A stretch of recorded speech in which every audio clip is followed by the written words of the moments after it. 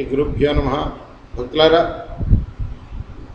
భగవద్గీత చదువుకునే ముందు ప్రార్థనా శ్లోకాలు, గీతమ్మని, గీత బోధించిన కృష్ణ భగవానుని, దాన్ని గ్రంథస్థం చేసిన వ్యాస భగవానుని స్తుతించుకుందాం ఒకసారి. పార్థాయ ప్రతిబోధితాం భగవతా నారాయణేన స్వయం వ్యాసేన కృతం పురాణమున్యామ జయ మహాభారతం అద్వైతామృతవర్షిణీం భగవతీం అష్టాదశాధ్యాయినీం అంబ త్వాం అనుసంధామి భగవద్గీతే భగవద్వేషిణీ. నమోస్తుతే వ్యాస విశాల బుద్ధే పుల్లారవిందాయిత భద్రనేత్ర ఏన త్వయా భారత తైల పునః ప్రజ్వాలితో జ్ఞానమహి ప్రదీప ప్రపన్న పారిజాతాయ తోత్రవైత్రైపాణయ జ్ఞానముద్రాయ కృష్ణాయ గీతామృతోదకే నమః. వసుదేవ సుతం దేవంగం జానూర్మంతరం దేవకీ ప్రమానందం కృష్ణముందే జగద్గురు భీష్మద్రోణరాజేధ్రజరాజ అంధారణిలోత్పలాశల్యగ్రావతి కృపేణ వనీకర్ణేన వేలాకుల అశ్వత్థామకిర్ణ ఘోరం కరా దుర్యోధనావర్తిని సోత్తిన్నా కృపాండభైరణ దయ కేవర్తయ కేశవ పారాశర్యోజస్సరోజనం గీతాద్ధగంధోత్కడం నానాఖ్యాన కేసరి మరికదాసం బోధనా బోద్ధం లోకే సజ్జన షట్పతైరహపేపీ మానముదా భూయాద్ భారత పంకజంగళమిల ప్రధ్వంసన శ్రేయసే.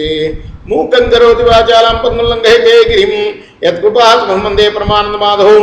శాంతాకారం జగసేనం పద్మనాభం సురేశం విశ్వాకరం గగన సదృశం మేఘవర్ణం శుభాంగం లక్ష్మీకాంతం కమలనయనం యోగి హృద్యానగమ్యం వందే విష్ణుం భవభయహరం సర్వలోకైకనాథం.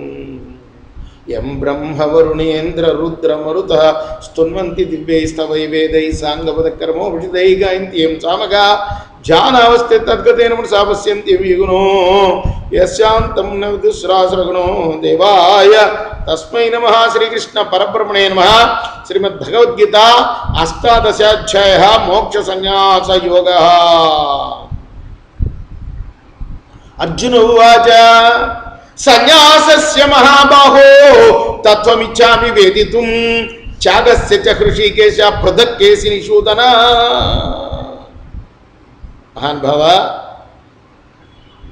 సన్యాసతత్వం, త్యాగతత్వం, వీటి గురించి కూడా నాకు తెలుసుకోవాలని ఉన్నది మహాశయ, చెప్తావా అని అడిగాడు అర్జునుడు భగవంతుడు.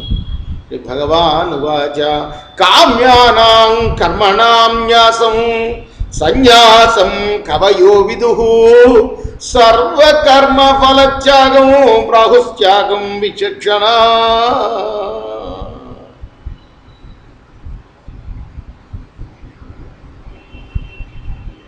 కామ్యకర్మలను త్యాగం చేయడమే సన్యాసమని కొందరంటారు. కానీ విచక్షణాపరులైన జ్ఞానులు మాత్రం కర్మ ఫలితాన్ని త్యజించడమే త్యాగము అంటారు. అంటే కర్మను పూర్తిగా వదిలేయడం సన్యాసం అని కొందరంటే, లేదు లేదు ఫలితాన్ని మాత్రమే త్యజిస్తే చాలు అని కొందరంటారు. త్యాజ్యం జో దోషవదిచ్చేకే కర్మ ప్రాహుర్మనీషిణః యజ్ఞ దాన తపః కర్మ త్యాజ్యమితి చాపరే.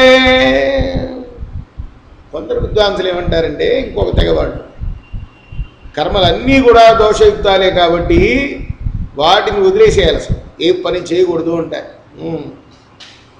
కానీ చాలామంది ఏమంటారంటే, యజ్ఞం కానీ దానం కానీ తపం కానీ ఈ కర్మలు మాత్రము వదలకూడదు అని అంటారు. నిశ్చయం శృణు మే తత్ర త్యాగే భరత సత్తమా త్యాగో హి పురుష వ్యాఘ్ర త్రివిధ సంప్రకీర్తతః. ఓ పురుష శ్రేష్ఠ అర్జున,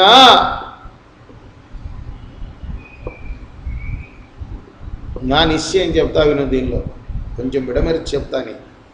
మొట్టమొదట సన్యాసం త్యాగం గురించి కదా నువ్వు అడిగావు. మొట్టమొదటిగా నేను త్యాగం గురించి చెప్తానయ్యా నీకు. త్యాగం అనేది సాత్వికము, రాజసికము, తామసము అని 3 విధాలుగా ఉంటుంది. యజ్ఞదాన తపకర్మ నత్యాజ్యం కార్యమేవ తత్ యజ్ఞోదానం తపస్యైవ పావనాని మనీషిణాం. ఈ అధ్యాయం మాత్రం మనం నిదానంగా చదువుతున్నాం. ఎందుకంటే ఈ 17 అధ్యాయాల్లో స్వామి ఏం చెప్పారో అది మళ్ళొకసారి మనకు చెప్తున్నారు. ఎందుకంటే ఈ ఆధ్యాత్మిక విద్య అనేది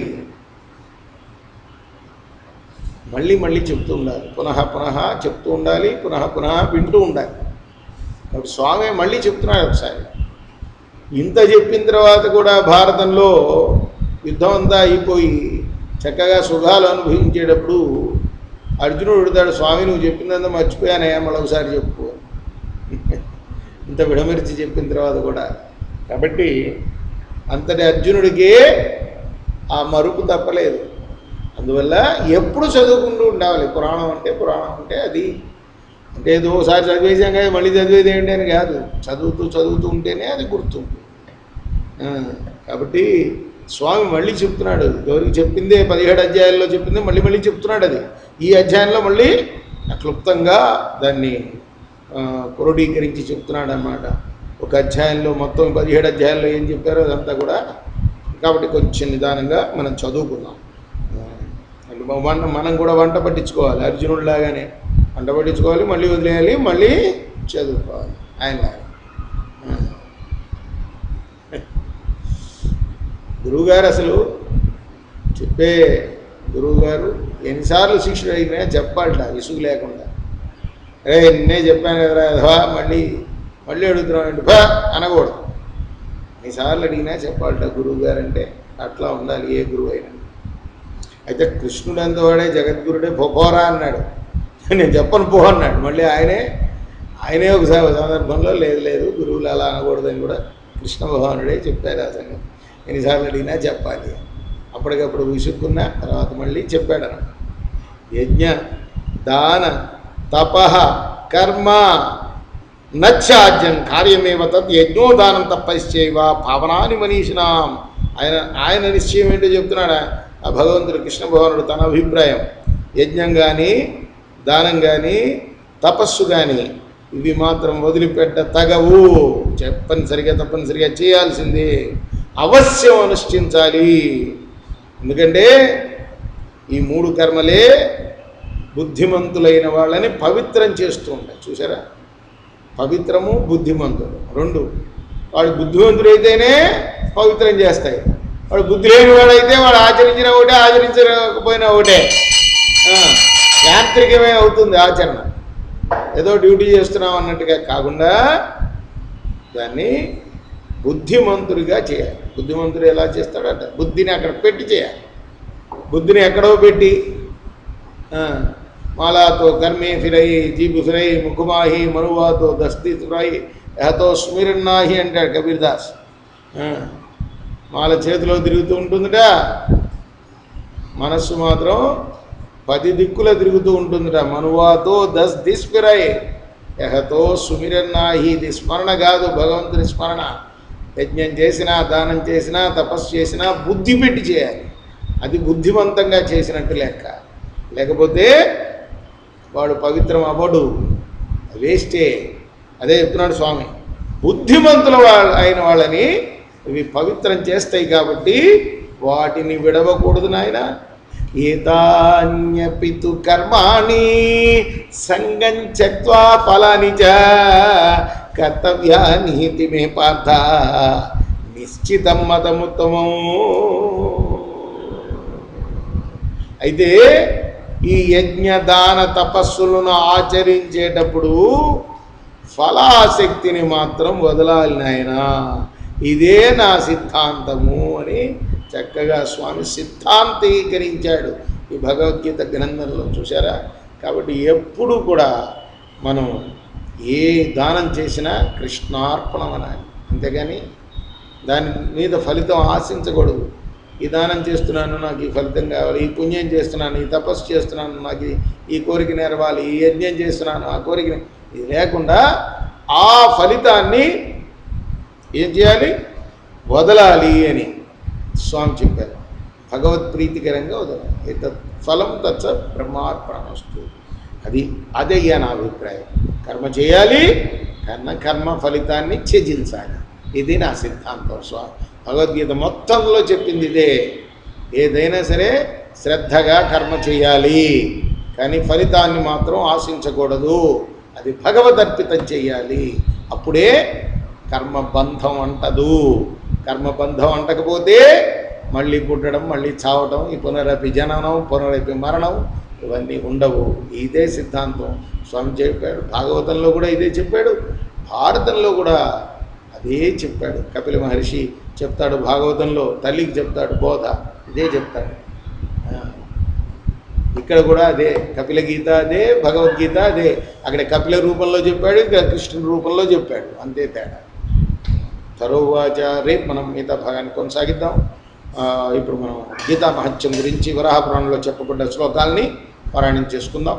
ధరోవాచ భగవాన్ పరమేశాన భక్తిరవ్యచారిణీ ప్రార్థం పూజ్యమానస్య కథం భవతి హే ప్రభో ప్రార్థం పూజ్యమానోపి గీతాభ్యాసరతః సదా సముక్తస్య సుఖీ లోకే కర్మణా నోపలిప్యతే మహాపాపాదిపాపాని గీతాధ్యానం కరోచ్యత్ క్వచిత్ స్పర్శన్ న కుర్వంతి నలినీతలమంబువత్ గీతాయా పుస్తకం యత్ర యత్ర పాఠ ప్రవర్తతే తత్ర సర్వాణి తీర్థాని ప్రయాగాదీని తత్ర వై సర్వే దేవాశ్చ ఋషయో యోగినః పన్నగాసి గోపాల గోప్యావాపి నారదోర్ధోపాశ్రై సహాయో జాయతే శీఘ్రం యత్ర గీతా ప్రవర్తతే యత్ర గీతా విచారస్య పఠనం పాఠనం శృతం తత్రాహం నిశ్చితం పృథ్వీ నివసామి సదైవ హి గీతాశ్రేయోహం తిష్టామి గీతా మే చోత్తమం గృహం గీతా జ్ఞానం ఉపాశ్రిత్య త్రీన్ లోకాన్ పాలయామ్యహం గీతా మే పరమా విద్యా బ్రహ్మరూపాన సంశయ అర్ధమాత్రాక్షరాన్ని చ స్వానిర్వాచ్యపదాత్మికాచిదానందేన కృష్ణేన ప్రోక్త్వా సుముక్తోర్జునం వేదత్రయీ ప్రానంద తత్వార్థజ్ఞానమంజస యోష్టాదశ జపే నిశ్చన్నరో నిశ్చలమానసః జ్ఞాన సిద్ధిం సలపతే తతో యాతి పరం పదం పాఠే అసమర్థ సంపుణ్యే తదర్థం పాఠమాచరే తదా గోదానజం పుణ్యం లభతే నాత్రేన్ త్రిభాగం పటమాంసు గంగా స్నానఫలం లభే షడం సంధ్యపానస్సు సోమయాగ ఫలం లభే ఏకాధ్యాయంతి యో నిత్యం పఠతే భక్తి సంహిత రుద్రలోకమాప్నోతి గణో భూత్వా అవసేచరం అధ్యాయ శ్లోకపాదం వా నిత్యం యః పఠతే నరః సయాతి నరతాం యావన్మనుకాలం వసుందరే గీతాయా శ్లోక దశకం సప్త పంచ చతుష్టయం దౌత్రిణేకందర్థం వా శ్లోకానాం యః పఠే నరః చంద్రలోకమాప్నోతి వర్షనామయుతం ధ్రువం గీతాపాఠ సమాయుక్తో మృతో మానుషం భజేత్ గీతాభ్యాసం పునఃకృత్వా లభతే ముక్తిముత్తమాం గీతేచ్ఛార సంయుక్తో మ్రియమాణో కృతం లభేత్ గీతార్థశ్రవణాసక్తో మహాపాపాయితోపి వా వైకుంఠం సమమాప్నోతి విష్ణాసహమోతి గీతార్థం ధ్యాయతే నిత్యం కృత్వా కర్మాణి పురుషः జీవన్ముక్తస్య విజ్ఞేయో దేహాంతే పరమం పదం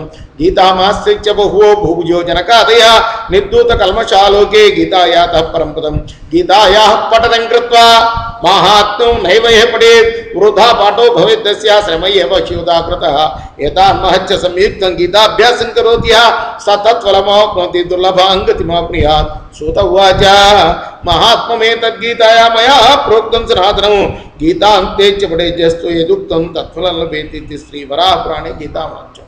కృష్ణార్పణమస్తు.